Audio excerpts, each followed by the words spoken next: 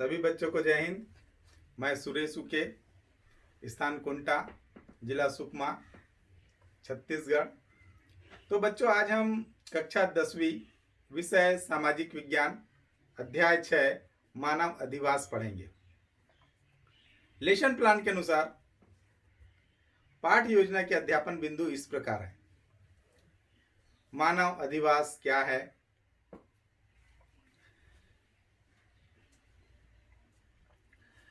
दूसरा, आवास किन किन आवश्यकताओं की पूर्ति करते हैं। तीसरा, मकानों के निर्माण को प्रभावित करने वाले कारक। चौथा, अधिवास के प्रकार।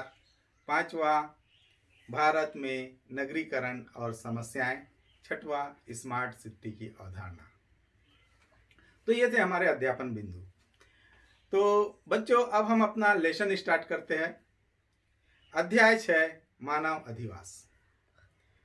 मानव मनुष्य, अधिवास ये वास से बना है।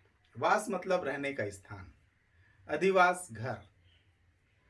तो घर जो मानव निवास का आधार होता है उसे हम अधिवास कहते हैं। तो यहां पर देखते हैं बच्चों कि ये जो अधिवास है मानव बसाहट का एक स्वरूप है, जो एक मकान से लेकर के नगर तक हो सकता है। अधिवास मुख्य रूप से दो प्रकार के होते हैं। पहला ग्रामीण अधिवास और दूसरा नगरीय अधिवास। अधिवास निर्माण की पहली कड़ी मकान है। कार्य व संख्या के आधार पर मानव अधिवास गांव, पूर्वा, नगर, कस्बा और महानगर का रूप ग्रहण करता है। अब हम देखते हैं कि आवास हमारी किन किन आवश्यकताओं की पूर्ति करते हैं। तो हमारी जो प्राथमिक आवश्यकता है, रोटी, कपड़ा और मकान। मकान मतलब आवास। तो आवास हमारी मौलिक आवश्यकता है। आवास हमारी सुरक्षा के लिए आवश्यक है। जैसे हम वर्तमान में देख रहे हैं, वर्षा हो रही है। वर्षा हो रही है तो हमको सिर छुपाने के लिए जगह चाहिए। तो वो कहाँ मिलेगा? हमको एक आवास में मिलेगा, एक घर में मिलेगा। घर में जब हम नियमित रूप से रहने लगेंगे तो जो हमारे सिर के ऊपर बारिश हो रही है, हाँ, गर्मी में हमको जो तेज धूप पड़ेगी, ठंड के समय हमारे सिर के ऊपर जो ठंडी हवाएं हैं वो नहीं चलेगी। तो इस प्रकार से हमारी जो प्राकृतिक सुरक्षा है उसकी दृष्टि से भी मकान आवश्यक है। आवास में व्यक्ति को आपसी संबंध, सहयोग, प्रेम, स्नेह, सहानुभूति, इन सारी चीजों का एहसास होता है। और त्याग, दया, इनके विकास के लिए, सामाजिक गुणों के विकास के लिए वातावरण मिलता है। सामाजिक प्रतिष्ठा, सांस्कृतिक मान्यता एवं रक्षा तथा परिवार के सदस्यों के बीच एक आपसी तालमेल बैठता है, जहां पर पूरे परिवार के लोगों का सर्वांगीण विकास होता है। अब हम देखेंगे कि मकानों के निर्माण को प्रभावित करने वाले कारक कौन कौन से कारक है जो मकान के निर्माण को प्रभावित करते हैं। तो बच्चों, मकान के निर्माण एवं प्रकार पर सबसे महत्वपूर्ण जो गहरा प्रभाव डालने वाला वो तत्व है जलवायु। जिस क्षेत्र में, जिस प्रदेश में जिस प्रकार की जलवायु पाई जाएगी, वहां के लोगों का जीवन बसर उसी प्रकार से होगा। जैसे हम देखते हैं भूमध्य रेखी क्षेत्र, विषुवत रेखी क्षेत्र, विषुवत रेखी प्रदेश, जहां पर प्रतिदिन वर्षा होती है। सुबह से लेकर के दोपहर तक तेज धूप रहता है। उसके बाद 4 बजे के बाद में वहां पर प्रतिदिन मूसलाधार बारिश होती है। परिणाम स्वरूप वो पूरा भूभाग जो है वो दलदला हो जाता है। ऐसे स्थानों पर लोग कहां पर घर बनाएंगे? तो वो लोग जो है पेड़ों के ऊपर और मचानों पर झोपड़ियां बनाकर रहते हैं। उसी प्रकार हम देखते हैं कि वह क्षेत्र जहां पर वर्षा नहीं होती, बहुत कम वर्षा होती है। जैसे रेगिस्तान का प्रदेश, मरुस्थलीय प्रदेश, यहाँ पर वायु गर्म होती है और प्रतिदिन आंधी तूफान चलते हैं, तेज हवाएं चलती है। जो रेत के जो कण होते हैं बारीक बारीक, वो एक स्थान से उड़ करके दूसरे स्थान पर बड़े बड़े टीले बनाते हैं। गर्म हवाओं के झपेड़े वहां के लोगों को प्रभावित करते हैं। ऐसी स्थिति में वहां पर जो लोग हैं वो रेगिस्तानों में तंबू बनाकर रहते हैं। कुछ जगहों पर मिट्टी के मकान बनाते हैं, कुछ जगहों पर घास के मैदान बनाते हैं। वहां पर वो लोग छोटा मोटा घर बनाते हैं घास का।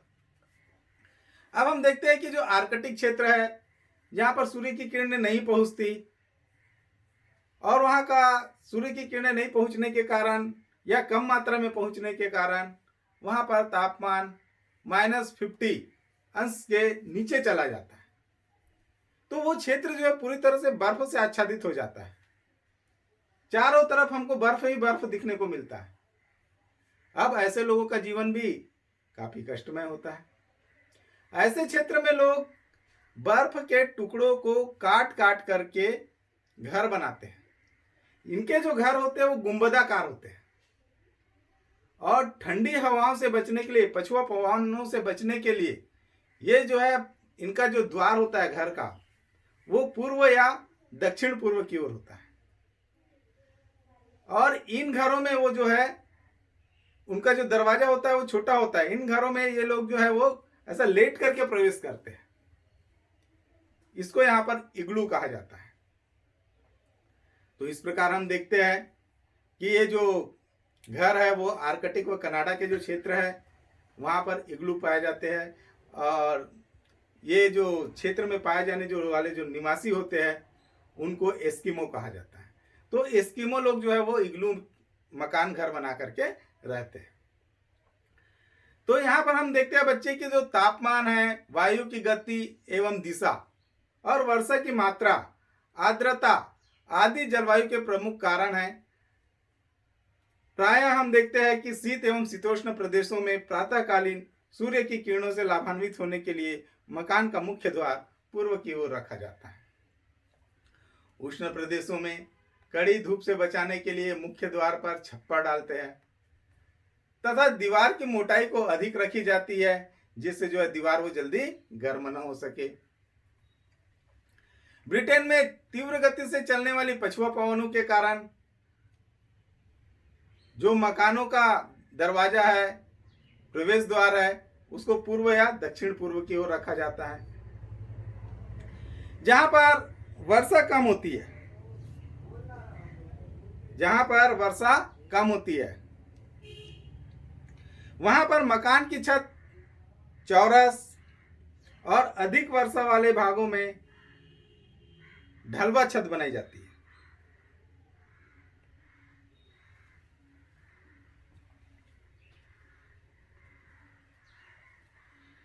दरवाजों और खिड़कियों पर छज्जे बनाए जाते हैं। मकानों के निर्माण में जहां जो संसाधन आसानी से उपलब्ध होते हैं उसी प्रकार उनका उपयोग करके मकान बनाया जाता है। पर्वतीय भागों में पत्थर का उपयोग, वनाच्छादित भागों में बांस, तख्ते और लट्ठे का उपयोग, जापान में जैसे भूकंप प्रभावित जो क्षेत्र है वहां पर लकड़ी या हल्की वस्तुओं का मकान बनाते हैं। यातायात के साधनों के विकास के लिए वर्तमान युग में जहां पर जो सुविधाएं होती है वहां पर उस तरह से मकान बनाए जाते हैं। उदाहरण के लिए हम देखते हैं राजस्थान से प्राप्त संगमरमर का उपयोग देश के कोने कोने में हो रहा है। टीन के चादर का उपयोग अधिक वर्षा वाले इलाकों में अधिक होता है। तो मकानों के निर्माण में धरातली उच्च वच्च का भी ध्यान रखा जाता है।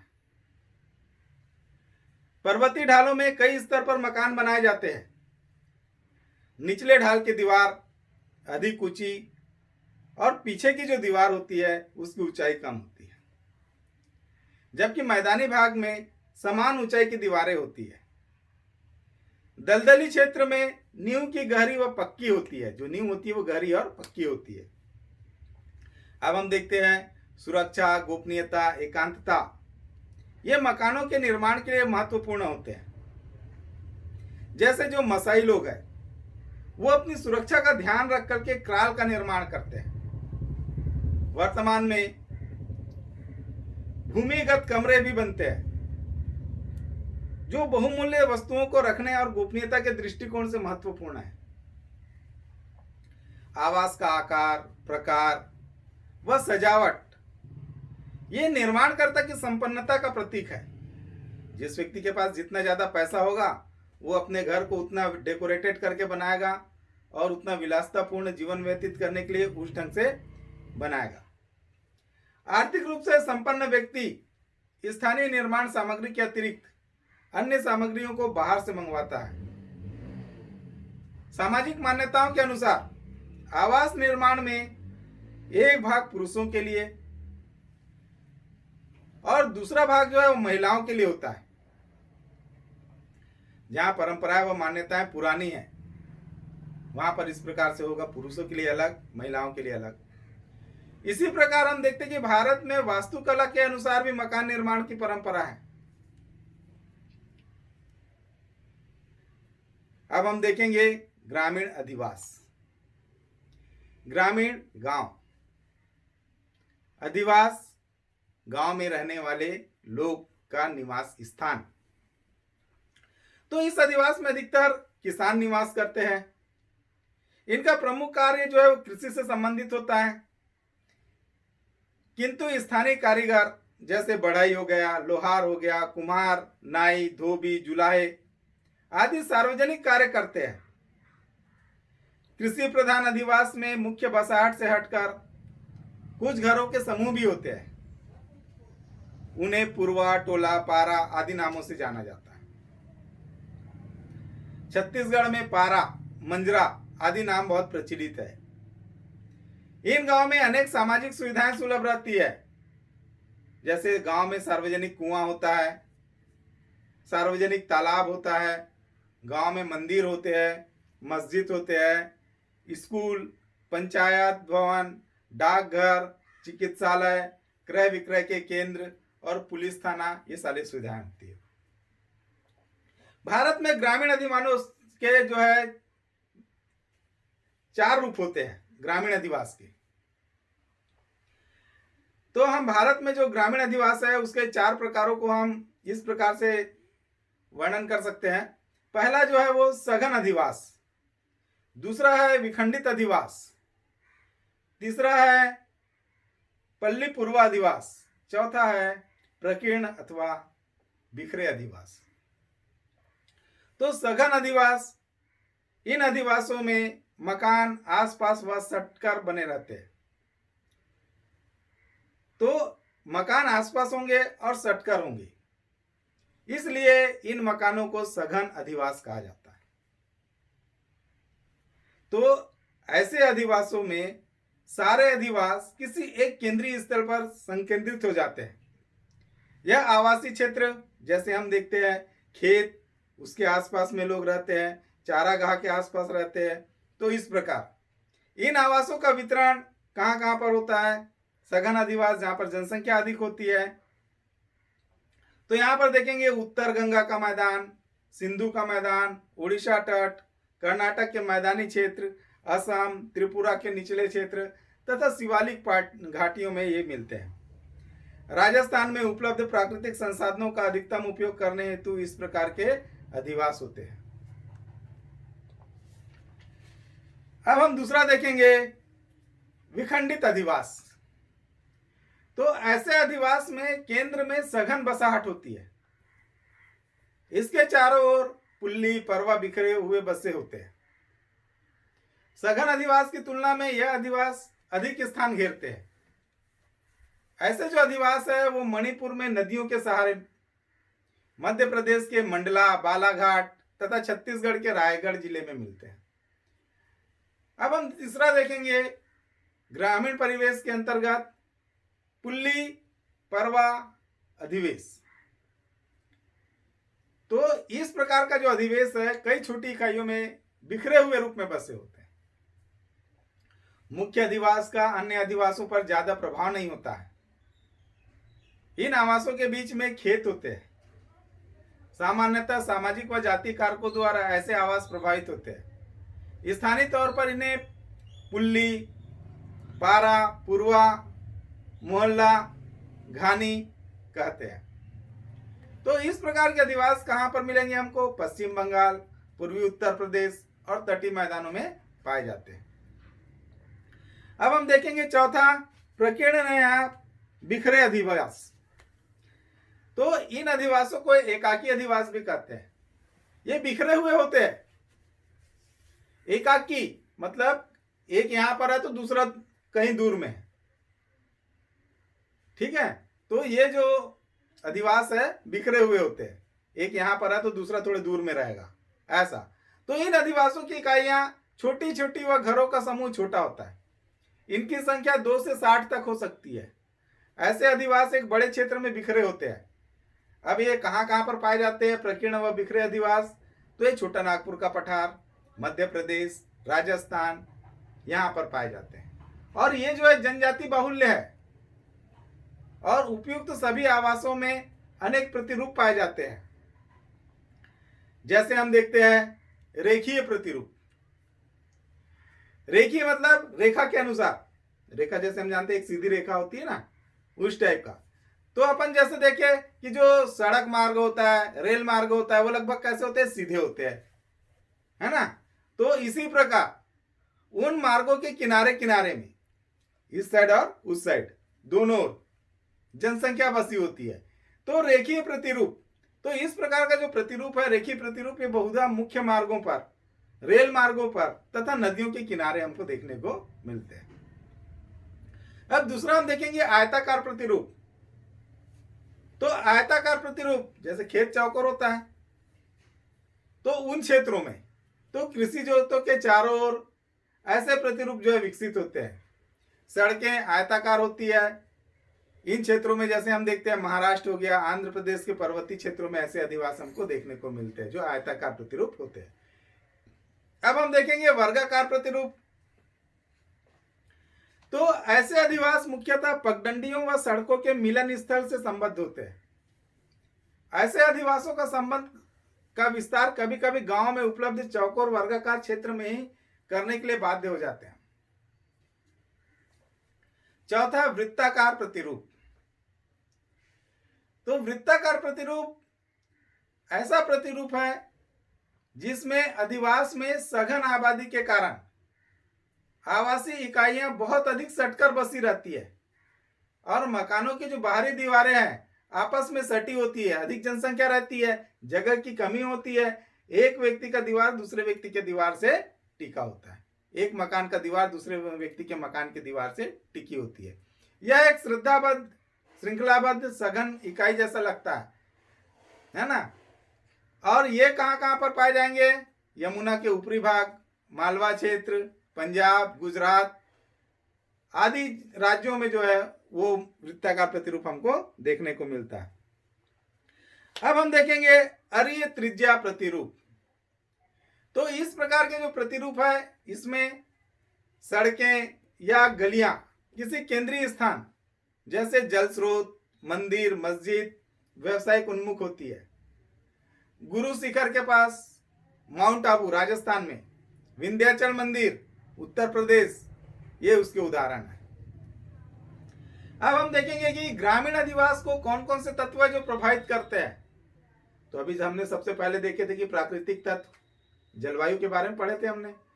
उसी प्रकार से यहाँ पर भी है, ग्रामीण अधिवास को प्रभावित करने वाले कारकों में सबसे महत्वपूर्ण कारक है प्राकृतिक कारक।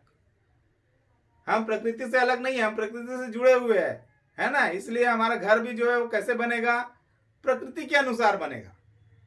तो प्राकृतिक कारक हमारे अधिवास को किस प्रकार प्रभावित करते हैं? तो भूमि की बनावट, जलवायु, ढाल की दिशा, मृदा की उर्वरता, अपवाह तंत्र, भूजल स्तर आदि कारकों का प्रभाव जो है वो आवास के बीच में और दूरियों व अन्य कई कारकों से वो हमको प्राकृतिक रूप में प्रभावित करते हैं। राजस्थान के शुष्क क्षेत्रों में पानी की उपलब्धता एक निर्णायक कारक है, इसलिए वहां पर मकान कहां पर बनाए जाते हैं, जहां पर कहीं तालाब दिख गया या कुआं दिख गया, उसके घर के आसपास में लोग मकान बनाते हैं। तो इस प्रकार से जो है नदी है, मिट्टी है, जलवायु है, ढाल की स्थिति है और कहीं पर तालाब है, कुआं है, तो उन स्थानों पर प्राकृतिक कारणों के कारण बस्तियां बस जाती है और इस प्रकार से प्राकृतिक तत्व मानव अधिवास को प्रभावित करता है। दूसरा ग्रामीण अधिवास को प्रभावित करने वाला महत्वपूर्ण कारक है वह जाति व सांस्कृतिक कारक। तो जातीय समुदाय, हम प्राय एक क्या कोशिश करते हैं, हमारी परंपरा चलती आ रही कि एक जाति के लोग एक जगह पर निवास करते हैं, एक समाज के लोग एक स्थान पर निवास करते हैं, एक संस्कृति के लोग एक स्थान पर निवास करते हैं। तो वही चीज यहाँ पर देखने को मिलती है। तो जाति व सांस्कृतिक कारक जातीयता, समुदाय, अधिवास के प्रकार को प्रभावित करती है। भारत में सामान्य रूप से ये चीज पाया जाता है, प्राचीन समय से चलता आ रहा है। और जो प्रमुख भूस्वामी की जातियां हैं गांव के केंद्र में बसती है और अन्य सेवाएं प्रदान करने वाली जो जातियां हैं वो गांव के परिधि में बसती है। इसका परिणाम सामाजिक पृथकता तथा अधिवासों का छोटी छोटी इकाइयों में टूटना है।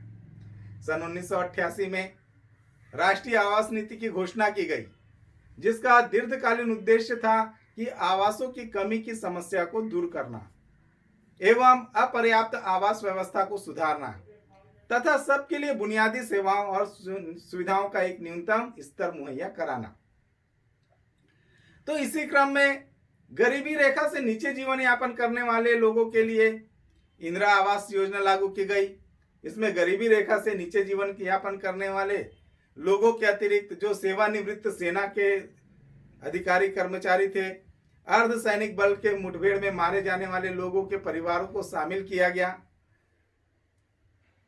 3% मकान शारीरिक और मानसिक विकलांगों के लिए आरक्षित है और ये कार्य जो है जिला ग्रामीण विकास एजेंसी, जिला परिषद और इंदिरा गांधी आवास योजना के तहत किया जाता है। ग्रामीण विकास योजना के तहत इंदिरा गांधी आवास के अतिरिक्त वर्तमान में हम देखते हैं अटल आवास योजना, दीनदयाल उपाध्याय आवास योजना, अंबेडकर आवास योजना, ये भी क्रियान्वित है। अब हम देखेंगे नगरीय अधिवास।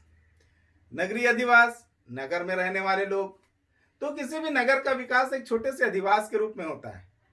धीरे धीरे वह बढ़ता हुआ कस्बा, बाजार, नगर, महानगर और विशालकाय नगर का रूप धारण कर लेता है। किसी नगर का विकास किन किन अवस्थाओं में होता है उसके बारे में अब अध्ययन करेंगे। तो पहला अपन देखते कि नगर का विकास पूर्व बचपन से स्टार्ट होता है। पूर्व बचपन, इस अवस्था में गांव में कुछ दुकान व कुछ मकान एक ही स्थान पर होते हैं, एक दो सड़कें होती है। सामान्य रूप से परिवेश ग्रामीण महसूस होता है, ग्रामीण परिवेश लगता है। नगरीय अधिवास ग्रामीण परिवेश लगता है पूर्व बचपन की अवस्था में। दूसरा देखते हैं अपन शैशवावस्था। तो इस दशा में केंद्रीय भाग की तरफ सेंटर में व्यापारिक केंद्र बन जाता है, रहने योग्य मकान और दुकानें बन जाती है। तीसरा देखते हैं हम किशोरावस्था।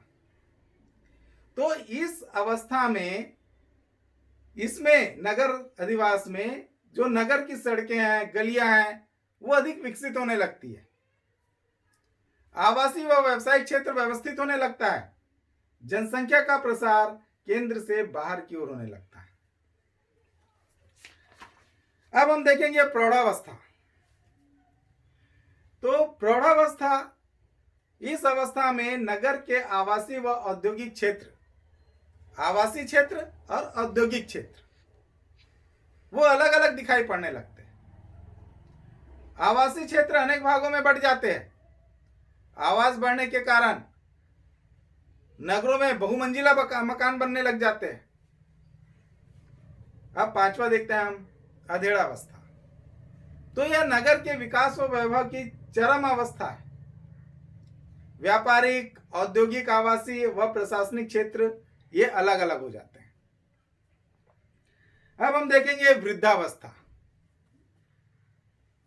तो नगर अधिवास में वृद्धावस्था ये नगर विकास की अंतिम दशा है, जिसमें उसका विकास अवरुद्ध हो जाता है।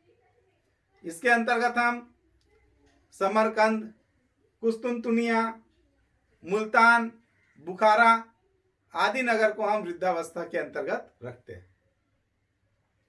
अब हम देखेंगे कि जनसंख्या के आधार पर नगरीय अधिवासों के कितने प्रकार हैं। तो जनसंख्या के आधार पर नगरीय अधिवास 6 प्रकार के होंगे। पहला नगरीय अधिवास का पूर्वा या नगला। इसमें जो जनसंख्या है वो लगभग 50 से 100 तक होगी। दूसरा नगरीय गांव, इसमें जनसंख्या 100 से 5000 तक जनसंख्या होगी। तीसरा कस्बा, इसमें जनसंख्या 5000 से 10000 तक होगी। चौथा नगर, इसमें जनसंख्या 1 लाख से अधिक होगी। पांचवा महानगर। बच्चों, कई बार परीक्षा में पूछा जाता है 10 लाख से 50 लाख जनसंख्या तक वाले क्षेत्र को क्या कहा जाता है। तो आपको बताना है 10 लाख से 50 लाख तक जनसंख्या वाले क्षेत्र को महानगर कहा जाता है। तो पांचवा है महानगर, इसकी जनसंख्या 10 लाख से 50 लाख तक होगी। और छठवा है वृहद नगर। वृहद नगर जहां पर जनसंख्या 50 लाख से अधिक होगी। तो बच्चों, इस प्रकार से हम देखें कि ग्रामीण अधिवास और नगरीय अधिवास। तो बच्चों, मानव सभ्यता के साथ नगर का विकास क्रम भी जुड़ा हुआ है। प्राचीन काल में नगरों का विकास जो है व्यापार केंद्रों के रूप में हुआ। सभी नगर गांव के सदृश से विकसित होते हैं, तत्पश्चात वृहद आकार लेते हैं। गांव और नगरों के बीच जो इकाई रहती है उसे हम कस्बा कहते हैं। जहां नगरों के समान सुविधाएं मिलती है, यही कस्बा जो है नगरों में परिवर्तित होता है। अब हम देखेंगे कि अधिवास। अधिवास क्या है? तो वह अधिवास जिसमें अप्राकृतिक उत्पादन संबंधी क्रियाओं की प्रधानता पाई जाती है। वहां विनिर्माण, परिवहन, व्यापार और वाणिज्य, शिक्षा, बैंक, मनोरंजन एवं शासन प्रशासन संबंधी कार्य किया जाता है। नगरीय अधिवास कहलाता है। अब हम देखते हैं कि नगरीय अधिवासों की उत्पत्ति को प्रभावित करने वाले कौन कौन से कारक हैं। इससे पहले हमने ग्रामीण अधिवास को प्रभावित करने वाले कारक पढ़े थे। अब हम नगरीय अधिवास की उत्पत्ति को प्रभावित करने वाले कारकों के बारे में अध्ययन करेंगे। तो यहां पर भी सबसे महत्वपूर्ण कारक है पहला जलवायु। तो हम ऐसे स्थान पर रहना पसंद करते हैं जो हमारे लिए स्वास्थ्यवर्धक जलवायु हो। तो नगरों में भी जनसंख्या अधिक होती है और वो जनसंख्या स्वास्थ्यवर्धक जलवायु चाहती है। तो नगरीय आवास को प्रभावित करने में सबसे महत्वपूर्ण जो तत्व है वो है जलवायु। तो पहला जलवायु के अंतर्गत हम देखते हैं कि अनुकूल और स्वास्थ्यवर्धक जलवायु में लोग निवास करना पसंद करते हैं। शीत प्रभावित जलवायु की तुलना में जो है उपोष्ण और शीतोष्ण प्रदेश की जो क्षेत्र है वहां पर जनसंख्या अधिक पाई जाती है। वर्तमान में हम देखते हैं कि विश्व प्रसिद्ध समृद्ध नगर जो है, जितने भी विश्व के समृद्ध नगर है उपोष्ण और शीतोष्ण हिस्से में ही है। जैसे हम देखते हैं जापान की राजधानी टोक्यो, जनसंख्या बाहुल्य है। उसी प्रकार से न्यूयॉर्क है, संघाई है, लॉस एंजल्स है, बीजिंग है। ये अधिक जनसंख्या होने के कारण इन क्षेत्रों में जलवायु की उपयुक्तता है। दूसरा हम देखेंगे धरातलीय स्वरूप। तो हर इंसान समतल भूभाग में उपजाऊ धरातली क्षेत्र में निवास करना चाहता है। तो समतल और उपजाऊ धरातली भागों में अधिवासों का विकास अधिक होता है, क्योंकि ऐसे क्षेत्रों में आवास बनाना, उद्योग धंधों का निर्माण करना, कारखाना, सड़क के लिए समतल भूमि की आवश्यकता होती है। परिणाम स्वरूप यहाँ पर अधिक जनसंख्या वास करती है। तीसरा हम देखेंगे खनिज एवं शक्ति के संसाधन। तो जिन क्षेत्रों में खनिजों के मिलने के स्थान पर नगरों का विकास होने लगता है, खनिज संपदा जब समाप्त हो जाती है तो वो क्षेत्र उजड़ने लगता है। जब तक खनिज संसाधन रहेंगे, जनसंख्या अधिक रहती है, वहां पर खनिज संसाधन समाप्त हो जाते हैं, वो नगर उजड़ने लगते हैं। जब नगर उजड़ने लगते हैं तो उनको प्रेत नगर कहा जाता है। अब हम देखेंगे चौथा, जलावन के स्रोत। तो प्राचीन काल में नगरों का विकास जल पूर्ति के जितने साधन थे उसके समीप में हुआ करता था। औद्योगिक कार्य, परिवहन तथा यातायात की जरूरतों के लिए होती थी। तो जहां जहां पर नदियां रहती थी, जल पूर्ति के स्रोत रहते थे, वहां पर औद्योगिक कार्य होता था। परिवहन यातायात के जितने भी साधन थे वो सभी लोग जो है अपनी आवश्यकता की पूर्ति के लिए इन्हीं क्षेत्रों को उपयुक्त मानते थे। तो इस प्रकार से अपन देखते हैं, टेम्स नदी के किनारे लंदन बसा हुआ है, उसका कारण है जलापूर्ति। हडसन नदी के किनारे न्यूयॉर्क बसा हुआ है, कारण है जलापूर्ति। मिशिगन नदी के किनारे शिकागो बसा हुआ है, कारण है जलपूर्ति। मस्कवा नदी के किनारे मॉस्को बसा है। यमुना नदी के किनारे दिल्ली बसा है। हावड़ा इलाहाबाद, गंगा कानपुर। तो वही चीज है, जितने भी जो शहर है वो सब नदी के किनारे बसे हैं जलापूर्ति के कारण। अब पांचवा देखेंगे हम, परिवहन एवं यातायात। तो आवागमन एवं परिवहन के स्रोत का नगरों से व्यावसायिक संबंध है। जिस प्रकार हमारे शरीर में, मानव शरीर में रक्त कोशिकाओं का परिवहन होता है, उसी प्रकार से आवागमन एवं परिवहन के स्रोत के रूप में व्यावसायिक संबंध जुड़ा हुआ होता है। जहां दो या दो से अधिक मार्ग मिलते हैं वहां नगरीय आवास बनने लगता है। नगर के विकास में परिवहन व यातायात का मुख्य योगदान रहता है। छठवां देखेंगे हम, औद्योगिकरण। तो उद्योगों का विकास क्रमिक गति से होता है। जो उद्योग प्रधान हो जाता है वह नगर क्रमशः महानगर का स्वरूप ले लेता है। जैसे हम ग्रेट ब्रिटेन में बर्मिंघम, लिवरपूल, भारत में टाटा नगर, राउरकेला, भिलाई, इसी प्रकार के नगर। सातवां देखते हैं, पूंजी तथा प्रौद्योगिकी। ये भी जो है नगरीय अधिवास को प्रभावित करने में महत्वपूर्ण योगदान देता है। नगरों के विकास में पूंजी मुख्य है। इमारत, सड़क, जलपूर्ति, प्रकाश की व्यवस्था, इन सारे कार्यों के लिए पर्याप्त मात्रा में पूंजी की आवश्यकता होती है।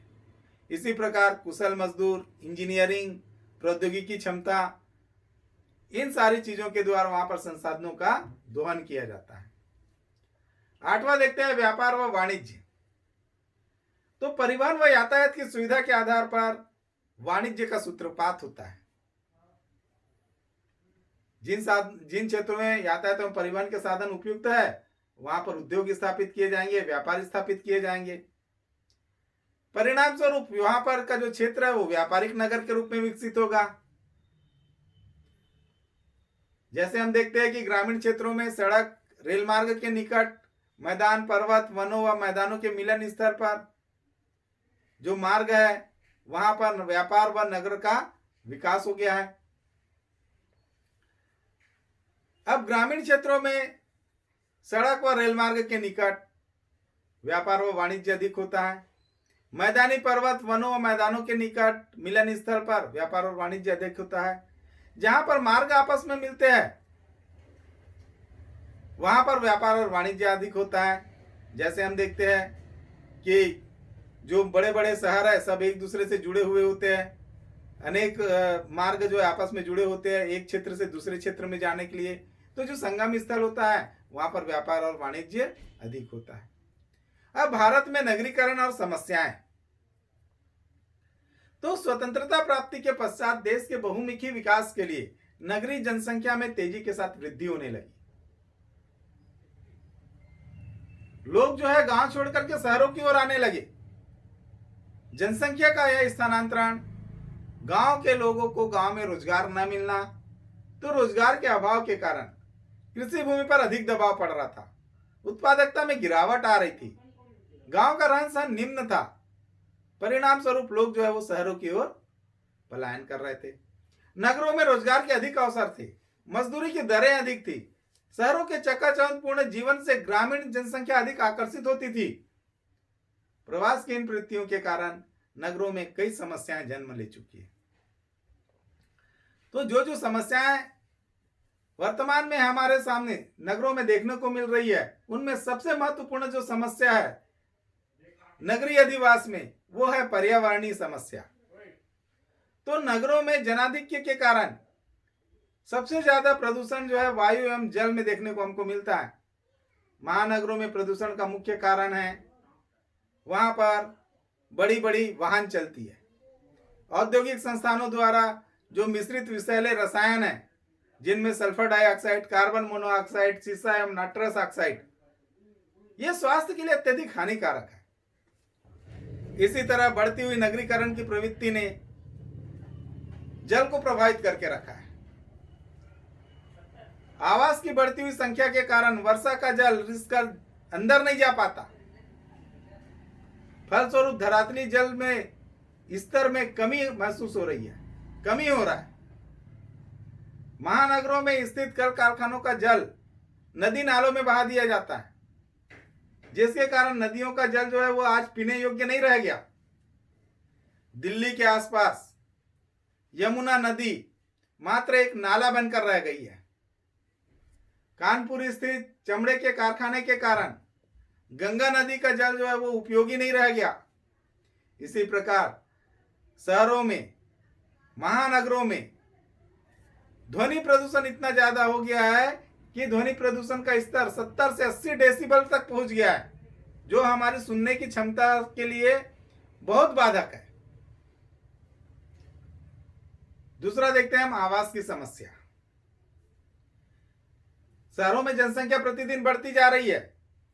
भारत के विभिन्न महानगरों की कुल नगरीय आबादी का एक बड़ा भाग नगरों में झुग्गी झोपड़ियों में निवास करने को मजबूर है। इन झोपड़ियों में निवास करने वाले जो लोग हैं वो ग्रामीण क्षेत्रों से स्थानांतरित होकर के निर्धन तबके के लोग हैं, जो यहां पर आकर के निवास करते हैं। और ऐसे लोगों के पास में धन का अभाव होने के कारण उच्च वर्ग के लोगों की बस्तियों के किनारे में झुग्गी झोपड़ी बनाकर रहने के लिए रहते हैं, मजबूर है झुग्गी झोपड़ी बनाकर रहने के लिए, क्योंकि उनके पास अर्थ नहीं है। मजदूर वर्ग है, गरीब लोग है, इनका शैक्षिक स्तर निम्न है तथा नगरों की साफ सफाई की व्यवस्था का बोध न होने के कारण शहरी वातावरण अत्यंत संकटमय हो गया है। यद्यपि इन्हीं बस्तियों से सस्ती दर पर अमीर घरों में ये लोग काम करने के लिए श्रमिक कुशल सुलभ होते हैं।